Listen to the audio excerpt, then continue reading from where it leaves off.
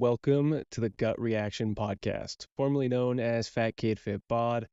I'm actually feeling a little nervous recording this. I've been putting this first episode off for a while, and I used to do an introduction into this, record it, but I just really want to get into the habit of diving right into this. So welcome back to my podcast. It's been a while since I've recorded one. It's always a little weird when it's just me, but I wanted to, because this is the first time I'll be launching a podcast under the name The Gut Reaction. I wanted to take this opportunity to reintroduce myself for any new followers or new listeners, give a little bit about my backstory, and dive right in. So, my name is Noah Sage Zimmerman. I'm a personal trainer and nutritionist. I specialize in gut health. And I just really want to make the world a better place. And the route I've chosen to do that is showing people how to improve their quality of life and their health, physical and mental, by teaching physical fitness, mental fitness, and nutrition. Knowledge is power, and I really want y'all to have the power to change your life for the better. As I'm saying that out loud, it sounds kind of like Tony Robbins or super inspirational, but I really do feel like knowledge is power, and if you guys do have the knowledge that I'm sharing with you guys will totally be able to make your guys' life better, improve your quality of life, and just feel better. And if you follow all those steps, you'll probably look better too, because I know that's what a lot of people want when they start, working out or watching their diet. But really try to focus on how you're feeling and feeling better, living longer, improving your quality of life. And you really focus on those things. A huge side effect, a benefit is that you'll just look better as well. A through line of my coaching and belief is that vulnerability is a strength. So, going to get a little bit vulnerable and share a bit about me. I really do want you guys to understand my backstory and kind of understand why I got into coaching and what I'm doing. And I'm also going to be talking about some uh, addiction and my issues with addiction that I've experienced in my life. So, uh, I I grew up with a bipolar mother and emotionally unavailable adults in my life. So for most of my young life, it was just my sister and I. Um, I grew up in Santa Barbara, fairly poor, surrounded by wealth. Mm, Most of the time, I lived in a studio apartment with my mom and sister. And in that studio apartment, my mom was pretty sick most of the time. There was a point where we were homeless for a little bit. Um, but when my mom is healthy, she's amazing. She's the best mom. And there's a period of time from, gosh, God, I want to say when my parents split when I was around 5 until the age of maybe me being 12, my mom was pretty sick. Um, but once she got up on her feet, again, she was the best mom, and she had a job, and we moved into a 2-bedroom apartment, and it was awesome. Like for the 10 years that we lived there, so I think we moved in there when I was 9 or 10. So maybe it wasn't 10 years, but the 8 years that I lived there until I moved off to college. She slept on the couch. She slept on the couch in the living room and allowed my sister and I to have our own rooms, which is awesome. Um, and growing up around such wealth and also having a difficult childhood and not, um, I didn't know many people that was experiencing, I had the same life experiences that I was having as a kid. So it was like a lot of shame that I felt and had, and that continued on you know, until I became an adult and really started really focusing on working on myself. But, I remember shame being a big part of my childhood and being ashamed of, friends and people coming over to our house and, uh, it's not comfortable talking about this because it's feels ridiculous as an adult because men like my mom sacrificed so much for us. But, in the time I didn't realize it. It was honestly embarrassing at the time.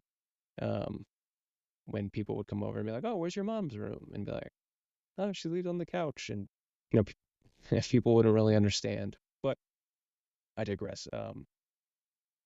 Throughout my childhood, and really up until, if I'm being honest with myself and you guys, I used food for soothing way up until like I was 20. I'm 30 now. Probably up until I was like 26. Um, it was, you know, while my mom was pretty sick and the other adults in my life were pretty emotionally unavailable. Um, the one area that I could find comfort in was food. And I, just to paint a little picture, more often than not for dinner, I would have two of those Marie Callender frozen chicken pot pies. Fuck, they are good, but that is like 3,000 calories for two for like a small child. So as you can imagine, I it became pretty big. Um, and it wasn't until probably middle school when I really started, getting interested in girls that I started getting more interested in nutrition and working out. I was always a pretty active kid, but I definitely you can't out train a bad diet, and I definitely was not out training a bad diet. But I was always, always athletic and playing sports, and riding my bike around the neighborhood with my friends and just being hoodlums, or not hoodlums. That's a wrong word. Wow, that is not the right word that I was trying to. Just causing trouble in the neighborhoods, being young boys just free around the neighborhoods, and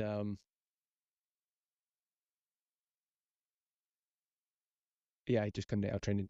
I couldn't out train my diet, but it wasn't until I got to middle school, and was really, really, had PE every day, and was really interested in girls that I started to take it seriously. And I lost weight, and um, I was still chubby, but I, started to feel really strong and feel good. And then, I wanted to play football, and I played football in high school. But unfortunately, when I and also this like whole story is gonna walk you through like why I am doing what I am now as well. Uh, After my freshman year of football, our coach, no one really, we forget and don't realize when we're kids that these coaches that are teaching us are just, like insurance brokers, or they have office jobs, and they they're coaches, good dudes, but they don't really know what they're doing in the weight room. So I was never taught great form. So I actually ended up fracturing my back, um, the end of my freshman year in high school.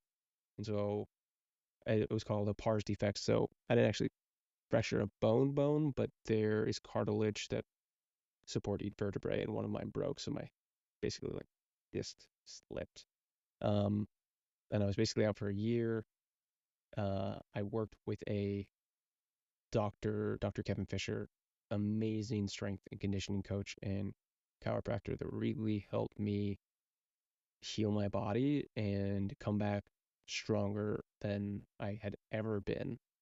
An amazing man. He taught me a lot about strength and conditioning. Uh, and it was the first time that I really felt like, wow, this, what this person was able to teach me and show me to, really fix my body was incredible. That was the first time that I was like, this is something that I think I could be really interested in doing for the rest of my life. Um, Up until that point, and basically further on, yeah, I'd always wanted to serve in the military. Um, and then my senior year of football, I suffered from a subdural hematoma. So that means between the space between my brain and my skull, uh, filled with blood, and my brain was bleeding. I was in the hospital, I think, for like 3 to 4 weeks, and then they decided to perform surgery on me. They drilled into my skull to relieve the pressure. And after that, I was like back home in a couple days, but I missed about 2 months of my senior year of high school, lost a bunch of weight just from, being in bed for months. Um, but, I was able to get my shit back together and graduate. Um, and then I went to college because I had promised my mom that I would go to college before joining the military. Um, and so I could enter as an officer. But I was going to business school. I chose business, um, not because that it's something you could do anything with a business degree, but purely because I felt like this is the easiest degree that I could get. I don't have to focus too much because I just want to be in the military so badly. Um, and I always honestly felt a little bit like an outcast. I had great friends, great people, but I wanted very different things from them. Um, and it was, always really hard for me to feel like I fit in.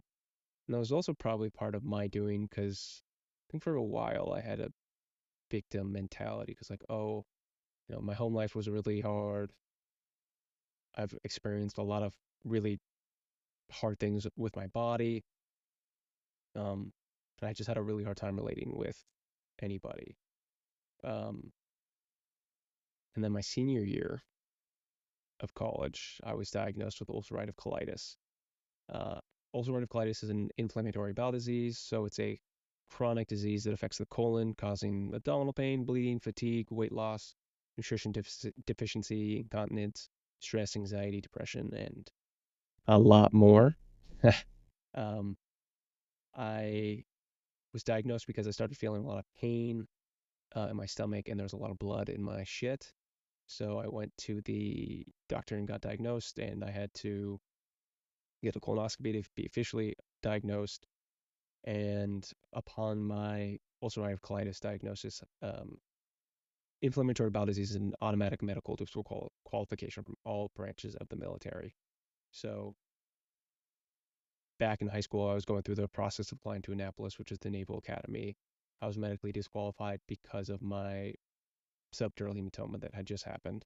And then when I was about to try to, reapply, I was diagnosed with ulcerative colitis. So from that point on, I was told, I was never going to serve. Just something I'd like been planning and wanting for, a decade. Um, and it really changed my life because I didn't know what I was going to do. And right about this time, right after I'd been diagnosed, I was cheated on by the girl I was with at the time, um, which you know sucked. Um, but I was so in love, and I did not do the smart thing, and I moved to LA. Took the first job that I was offered, because I did not know what the hell I wanted to do. So I moved to LA all alone to be closer to this girl that had cheated on me. Didn't really have any friends there. I had one, um, but he was going through a lot of his own stuff at the time. So thank God we had each other to be there for each other. Um, but yeah, I just felt so alone. I lived by myself for the first year, and needless to say, I did not stay with my ex. I just couldn't. I tried, and I don't. I'm not mad at her or blame her anymore. We were both young and stupid, and I mean, it's a shitty thing to do, but you know, we're young and dumb. Um, so once we broke up, I moved to a different part of LA, but I was still working at that job, still feeling incredibly depressed, still heartbroken. And all this while, I have not figured out how to well manage my ulcerative colitis. I'm sick all the time.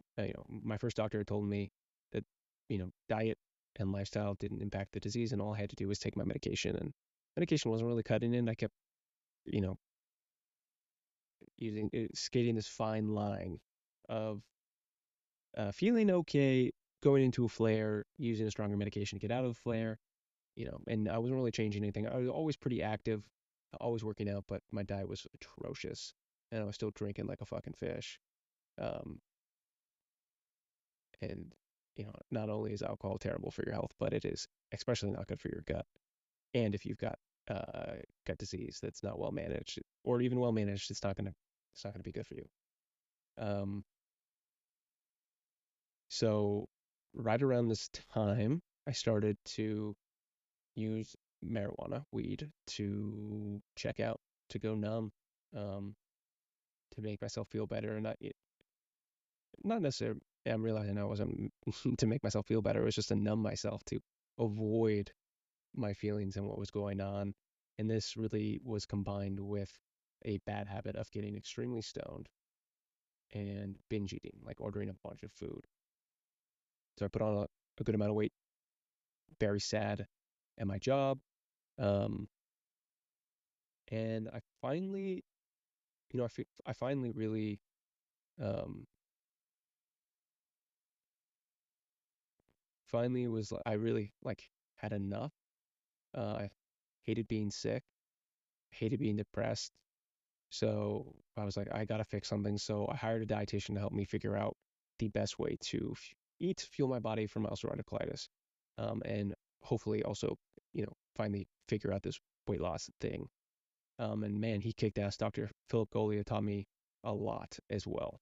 Not only did he help me heal my gut, but he also helped me get fucking ripped for the first time. Um, and again, this was another individual that really, really helped me um,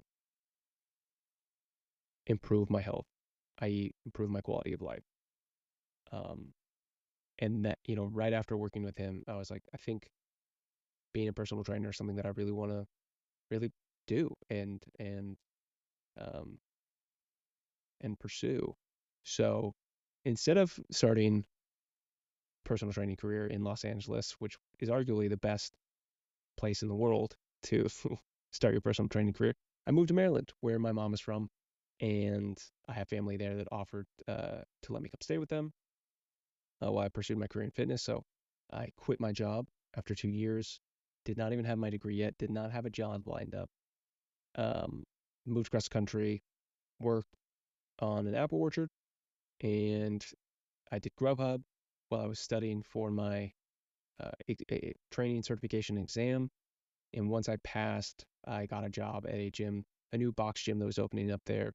Box gym, I mean something, like Equinox, uh, Lifetime, something like that. It was called, oh my God, what was it called? That's embarrassing. I don't remember what it was called right now. But I worked for kind of the sports performance department, um, working with college and high school athletes. Loved it. It was awesome. Um, but for multiple reasons, my relationship with that family out there like deteriorated. And again, I was still smoking weed every day. Um, and I really do believe in like systemic and generational trauma. And I was, witnessing that firsthand with my family out there. Um, and I really, being out there, decided like this has to this has to end with me. I cannot, if I have kids, I cannot pass this on to my kids. If I have a partner, I cannot, like, it is not fair to my partner to be a part of this. Um, I've been in therapy like since I was a kid, but I never really cared. It was more just like I wanted someone to listen to me talk about my problems, and I never was good about applying the the advice that they gave me. But it was really in this moment that I was like, I am like, again, with my stomach and hiring a dietitian, this was like I kind of hit my breaking point, and I was like, I have like my mental health is so fucking bad. I have to. It has to get better. I have to take action. I have to do steps. So I was looking for a way to move back to LA and leave Maryland, and um, met uh, I met the owner of a gym that I worked at. I was on a trip back to California for a friend's wedding and was visiting family in LA, and I happened to meet the owner of the gym that I then worked for many years, and basically took my shot and asked him if he was hiring, and he graciously gave me a chance and offered me a job, and I put in my 2 weeks in Maryland, packed up my car, and drove back across the country to move back to LA. to work at a gym called Vitru, which I still am here in LA, but as of I guess December of 2023, January of this year, I went fully dependent, um, and I'm loving it. Um, I had I had another injury, quote unquote injury, on my right arm. I found out about a year and a half ago. I started experiencing just like stiffness, pain, swelling in my right wrist, and it got to a point where I tried for a year. I tried everything. I had gone to a sport medicine doctor. I'd gotten cortisone shots. I had tried acupuncture. I had tried like really cleaning my diet up even more. I tried body work. I tried woo woo massage therapy. I tried therapy. And and I just nothing was nothing was resolving it. So I finally went to a fucking should have gone from the very beginning. A hand and wrist specialist, and it turned out I had something called Kienbach's disease. So what that meant was that there's two bones in your forearm. One's the ulnar, which is on the pinky side, and there's the radius, which is on your thumb side. My radius was 3 millimeters too long, so it was pressing up against a bone in my wrist, my lunate bone, causing it to experience a lack of blood flow, causing it to die. So basically, what I need to do and what's happened is, if you guys are watching the video, I'm holding up my arm. You can kind of see right here, there's this long, about 3 or 4 inch incision. I had to get my radius shortened. So what they did is they sliced me open, cut a 3 millimeter portion on the middle of my radius, and then put a plate in, pulled it together. And that was 6 months ago that I had my surgery. Um, and I'm healing up. I still can't hold more than 20 pounds, but again, this is another personal experience that I've had and I've had an awesome team of PTs, my surgeon, of health professionals help me, and it really fuels my fire wanting to help people improve their quality of life.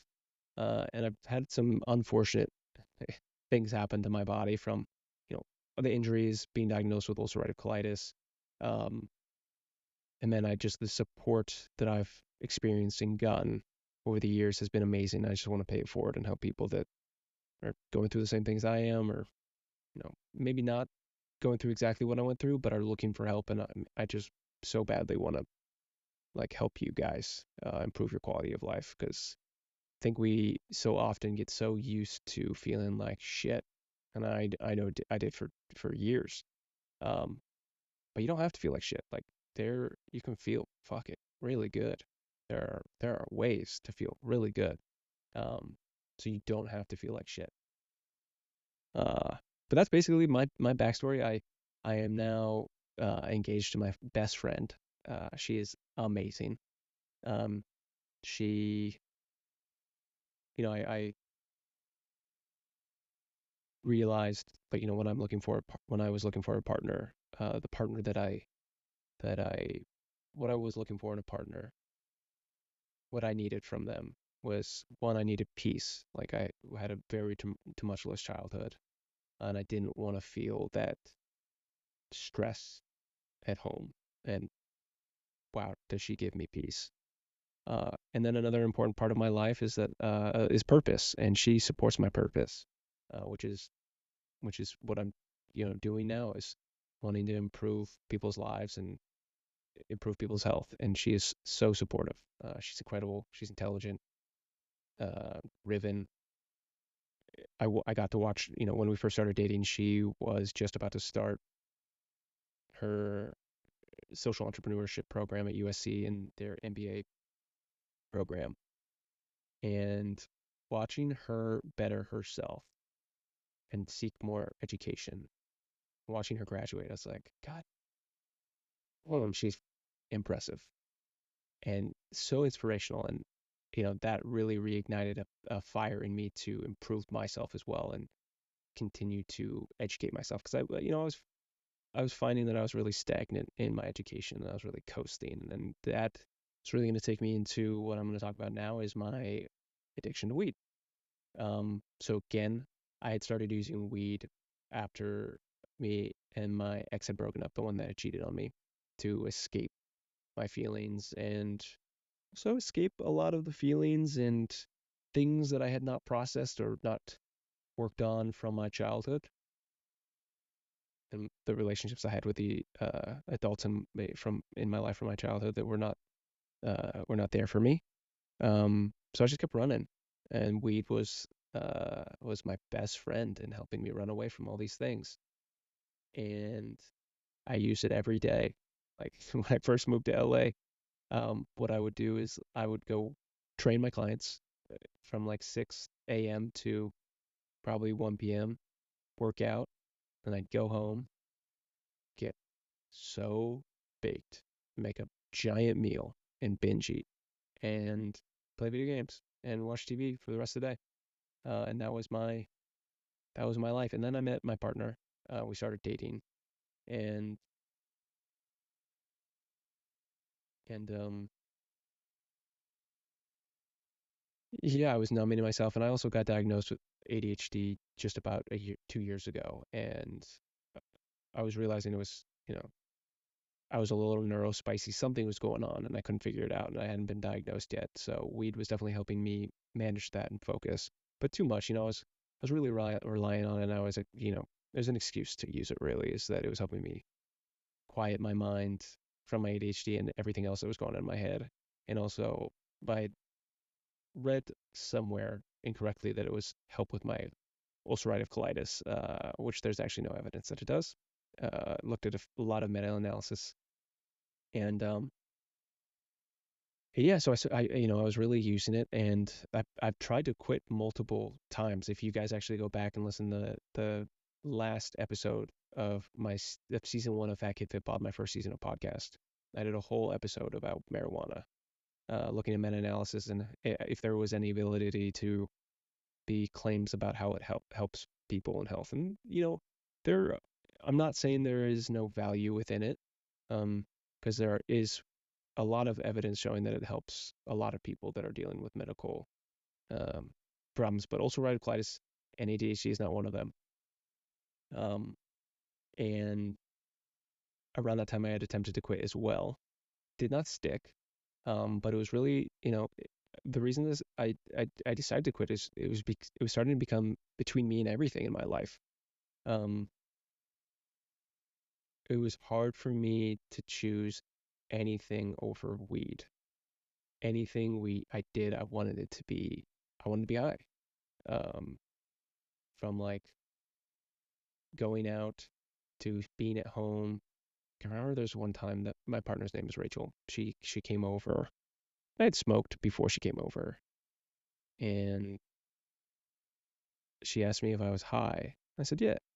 She was like, I could tell she was bothered. Um, and I asked what was wrong, and she was like, hey, it's just, could you imagine like if every time you saw me, I wasn't sober? It's like, oh, fuck yeah, I hear you. And there's also like this stigma that weed is not as bad as alcohol. And while it is not bad in the same way, you are still under the influence of a drug, um, and you are not sober. You're not like your sober self. Um, and even that, like I remember that very distinctly, but I was still unable to. I was able to kind of hold off, and then I'd wait for her to come over. We'd talk, and then I'd get high. Um, and then I it killed my social life. Like I didn't want to go out. I just would rather order food in and be home alone and smoke weed. And I always use it as a like, oh, I'm an introvert. I don't want to go out. And yeah, I am an introvert, but no, I wasn't that much of an introvert. I just wanted to stay at home and get high. If I'm being honest with myself and looking back now. Um, and then when Rachel and I moved in together, I remember going home on my way home from work and being angry and annoyed that like I wasn't going to be able to smoke weed because she was there. And I had to, I mean, this sounds terrible, but I was like, she's getting in the way of me smoking weed. And I knew that was not good, but that was not, and I was like, okay, I need to reassess my relationship with weed. I should not be like resentful of my partner being at our home and getting in the way of me getting high. Like that's not good. Um, so I was able to improve my relationship with it, but I was still using every single day before bed or on the weekend. Like what I would look like, even if I was like, wait, I just would want to wake up Saturday and get high. Like I loved waking and baking, making coffee, smoking a joint, spending the day high, playing video games, doing nothing. It's like I don't want to go out, I don't want to do anything. Or if we did go out, I'd just be like, fuck, I cannot wait to get home so I can get high. Cause I also didn't like to be high in public. Like I didn't want to be high around people. I just wanted to be high by myself, which is like addict behavior. Um, so there's a couple times that I'd quit and gone like maybe 2 or 3 weeks without using it. And the last time I quit before this was right before my surgery because I needed to quit before going under. So I did 3 weeks. And then I guess I did 5 weeks because there was a couple weeks when I was, or like I did 4 weeks because there was a week that I was taking a lot of painkillers and didn't really think about it. And then I had a friend come visit and I was like, I was trying to just think like, like, I know I have an issue with weed. I don't want to keep it in the house. I don't want to use it every day. But for special occasions like friends, it's fun. I can do this. I got way too high, had a panic attack, um, and was like, that wasn't fun. But then the addict in my brain was like, but if you keep trying, it probably will be. So um, I, of course, went. And this was just around the time that it was, like 420. And of course, I was just going in to buy one joint, but they're like, if you buy this package, you'll get all this weed. And I was like, fuck yeah, I want that. So I had all this stuff in my house and I started smoking every day. And I stopped taking my Adderall for my ADHD and was saying that like I'm just gonna microdose weed. It'll help me stay focused. So I was just high all day. Um, and I started going to work high with my clients, which just it's inappropriate. Like I don't my my clients are investing a lot in themselves to improve themselves, and if I'm showing up under the influence of something like that's not fair to them, um, it's not what they're paying for. It's not like I don't want that. Like that's not me. That's they didn't deserve that. Um, and I was hiding it from Rachel. Like we share an office, and I'd go to our back room, back like the other side of our apartment, just take a puff off a pen and blow it out. I'd also try to time it so I was mostly sober when I'd go to work or have to do work. Um, I would like make sure to take our dog out for his walks and get so stoned before and just go straight like basically use that as an excuse to get high and hide that from Rachel. I'm sure she knew, but like I thought I was hiding it. Um, and then like weekends that Rachel would go out of town for work, I would just want to like sit inside all day, Saturday to Sunday, get absolutely bunkered stoned, order a bunch of food, and like my binge eating habits was coming back. Um, and I guess as of 62 days ago, I remember Rachel was out of town, and I was like, man, I've been looking forward to this for weeks. Like I'm been planning this. Addict behavior. Uh, I'm just gonna get fucking stoned, watch all these movies, sit on my ass all day, play a shit ton of video games, and and that Saturday, one of my best friends is a woodworker and he was having a show. I was like pissed at him for having a show on my weekend where I was supposed to be getting high. Like this was my weekend. And I knew like that was wrong, that I felt that way. And I still went to the show. I still went to support him, but I was not fucking happy about it. And then, I had to go home, and Rachel was with her parents, and I we were supposed to hop on a call and talk with each other, and we did. And I was like getting so annoyed that I was having to spend time on this call with my fiance and her parents, my family, instead of being high. Uh, and I lied and said I had to go to sleep, and then got high. And then I woke up Sunday morning, and I was supposed to go to a farmer's market with my neighbors who are good friends of mine now. And with they've been good friends of mine for a while. It wasn't now, but and I almost canceled them because I was like, I just want to get high. Like I don't want to go. I went because I knew I should. Like there was this like battle back and forth with myself about it. Um, but then as soon as I got home, I got so high. And then I was supposed to meet with a friend of mine to work on some business stuff, and I pushed it back an hour just so I could get stoned and have enough time to sober up, just enough before we met. And then as soon as we were done, I raced home and got high with enough time to be sober enough to drive to the airport and pick Rachel up. And when Rachel got in the car, I basically was like, I, with it, as you know, um, I have a problem, and it's gotten a lot worse, and I need your help. I need to quit. Um, yeah, and my use was getting in the way of me and my business, me and my relationships. I was not feeling connected to anybody. I was not feeling connected to myself.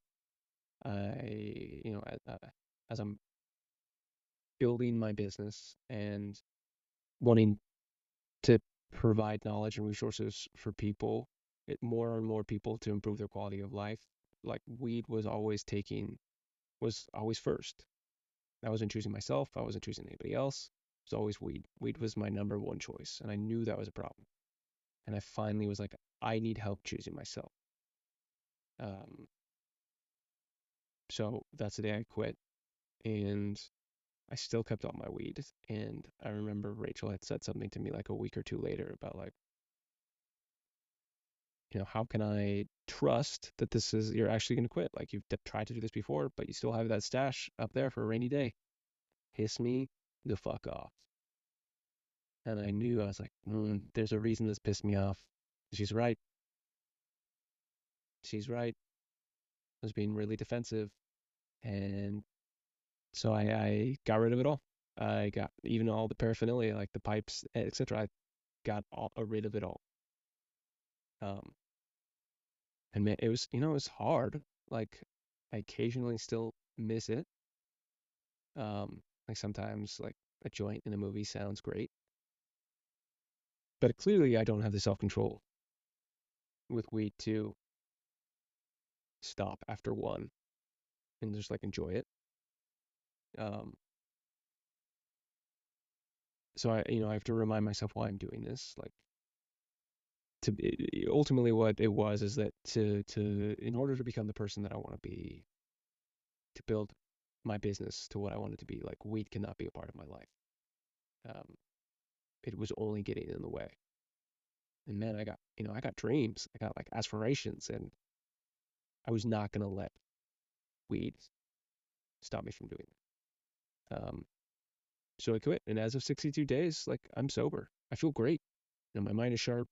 I'm more focused, more connected with myself, with partner, with my friends, with my clients, what I'm doing, more in tune with myself and my goals. I'm driven. Like my mental health is way better. And like obviously with stopping using weed, all those uncomfortable feelings that you were running from come back. So not only you become like way more mentally fit, like you have to learn how to sit and cope with these uncomfortable feelings. Um, I had to. And I'm, like I said, I'm not saying weed doesn't work for everybody. There's a lot of value in it, but I think it's, one, weed is incredibly strong these days. It's wild how strong it is. And it's always viewed as healthier than alcohol. And it's, especially living in California and Los Angeles, it's so much part of our culture, just as much as like alcohol, but like it's viewed as better and it's not as judged. Um, yeah, so I think it's one of the best decisions I've ever made for myself.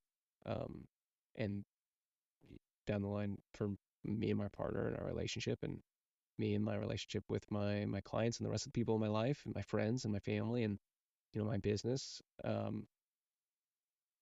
So yeah, it wasn't, it's not easy. I'm still miss it occasionally. Uh, but it's not on my mind daily anymore. The further I get away from it, obviously the easier it gets. Um, but yeah, ultimately I had to quit if in order to become the person that I want to become. Um, so I know this has been a long podcast of me just talking about myself. But I really wanted to give you guys a little bit of insight into who I am, my backstory, um, and some difficult things I've gone through in my life, but the difficult thing I've recently gone through. And there's shame and embarrassment admitting to yourself that you're an addict and sharing that with people. Um, but I hope that if you're struggling with this yourself, whether it's like booze or weed or anything else, that like, and I know it's hard to realize in the moment, but like you deserve better.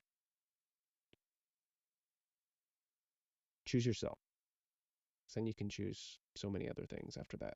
Um, choose yourself. Don't do it. Like, it's not going to work if you're doing it for somebody else. Because I tried to quit in the past for, you know, friends or my partner. And this was like the first time that I did it for myself. And I think I know that's why it's sticking. Because I was like, I'm not showing up for myself, I'm showing up for the people I love. Um, yeah. Uh, well, I won't, I won't ramble on too much more. Um, Thank you for tagging along and sticking around for this long podcast episode of just me talking. I hope there were some tangible takeaways that you guys were able to hear and listen to, and if not, at least have a better understanding of who I am and um, what my what I want to be able to provide you. Um, a lot of value and education on how to improve your quality of life from your physical and mental fitness. Um, so next week, uh, I have a amazing guest on. Um, you're going to be really, really uh, excited. Jen is a nurse practitioner, and she is so good at what she does and so knowledgeable about health. And not only is she going to break down my blood tests for us, uh, but she's also going to educate you guys on what to look for when you get your blood test done, because a lot of uh, the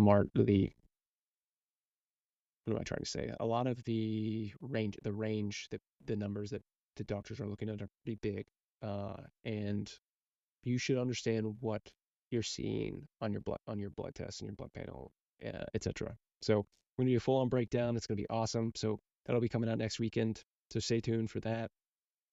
And again, thank you so much for sticking around for this episode. And I'm stoked to have my podcast back and to have it rebranded as the Gut Reaction. So thank you again for listening, and I can't wait to share next week's episode with you guys.